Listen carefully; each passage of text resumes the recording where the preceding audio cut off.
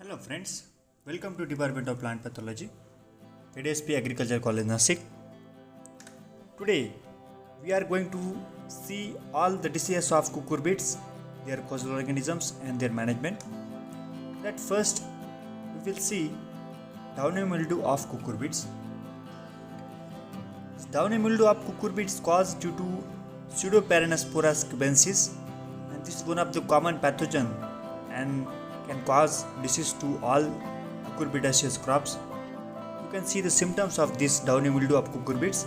Initial, it shows whitish color lesions on upper surface of leaves, and mostly the whitish color growth is also can be seen on lower surface of leaves. It sucks nutrition from the cell sap, and it makes weak the plant.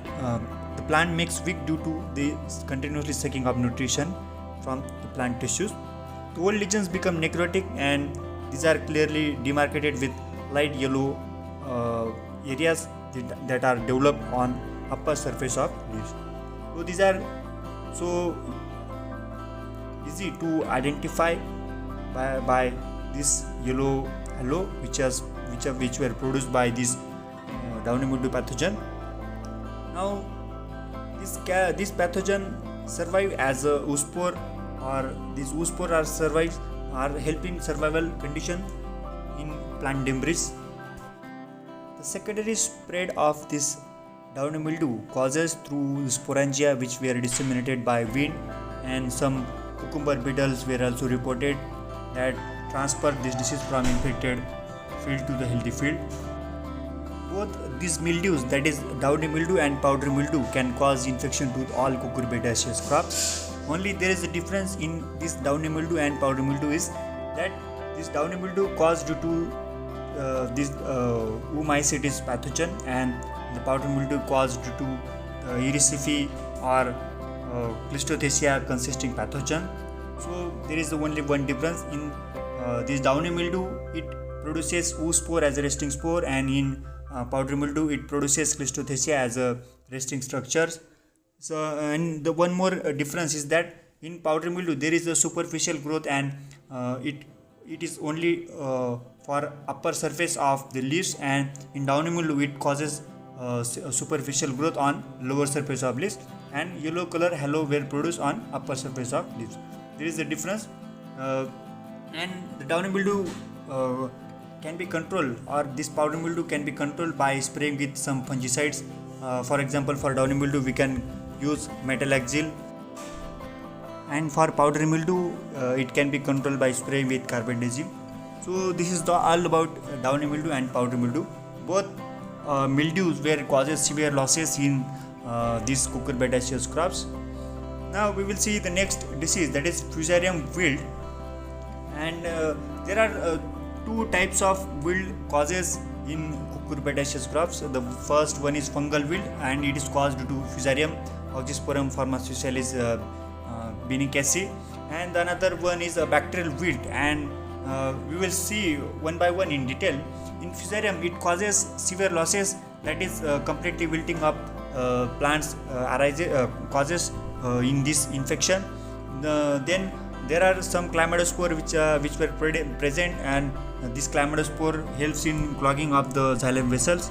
So by that way the xylem vessel get blocked due to this chlamydospore, and there is the scarcity of water molecules in this disease. So in that way these plants get wilted and shows wilting appearance, or all leaves are die due to infection by this Fusarium. Another wilt, that is I told, that is bacterial wilt, and it is caused due to Irvinia trachyphylla, and this is one of the bacterial wilt, and you can see the symptoms of this bacterial wilt. If you cut the infected section in transparent glass of water, you can see there is a bacterial oozing, as in this image there is a bacterial oozing or bacterial streaming out comes out from the infected portion, and it becomes dirty milky duff in color. So we can easily identify that there is a infection of this bacterial pathogen. So both wilt are most important, and are causes severe losses in cucurbitaceous crops. For controlling these all wilt diseases, we have to follow proper method to control these diseases. For example, for Fusarium, it is fungal pathogen, and we can control it by drenching with fungicide in rhizosphere soil of the plants. And for bacterial pathogen, similarly we can drench it by using antibiotics, or you can use proper disease-free planting material or disease-free seeds, which are very helpful for controlling initial inoculum of these diseases. So the next disease is angular leaf spot, and this angular leaf spot caused due to Pseudomonas lacrymans. This is one of the bacterial disease.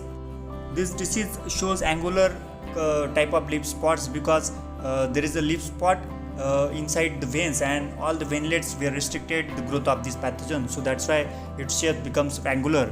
And sometimes there is a bacterial ooze also exudates from these spots, and we can easily identify that there is a infection of this angular leaf spot.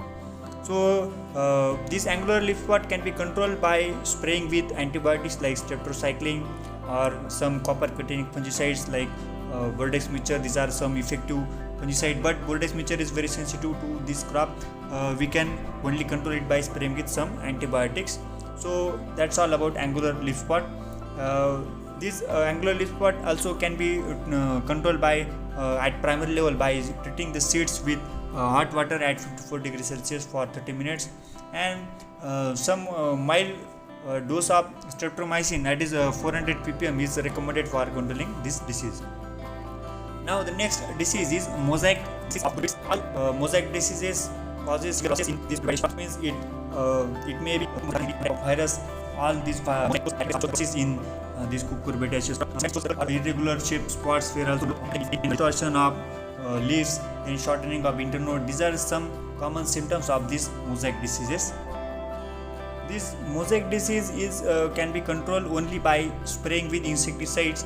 That means we can only control some insect or pest which are responsible for transmission of this disease from infected field to the healthy field. Some whiteflies, some aphids or jacids, or some another sucking pest which are responsible for transmission of this disease. It acquires cell sap inside their saliva and got infected, then it release it into the new crop, so that this disease transmitted. So that in order to stop this transmission of this disease, we can use some pesticides like dimethoate or imidacloprid. These are found effective for controlling such sucking pest. So that's all about diseases of cucurbits and their management. Thanks for watching this video.